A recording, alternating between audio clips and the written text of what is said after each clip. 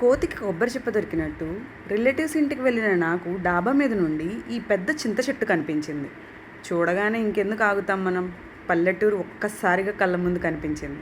అలా వెళ్ళి చింత చిగురు కోసి దాన్ని తీసుకొచ్చి ఫ్రై చేసాం. ఏం చెప్తున్నాం మేము?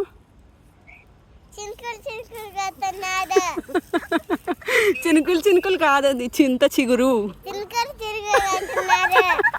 శుభ్రం చేసిన చినుకులు అదేనండి చింత చిగురుని ఫ్రై చేయడం కోసం ఆయిల్ వేసి హీట్ అయిన తర్వాత మనం పోపు దినుసులన్నీ వేయాలి. ఇక్కడ ఎండుమిర్చి యూజ్ చేసాము, మీకు కావాలంటే పచ్చిమిర్చి కూడా వేసుకోవచ్చు.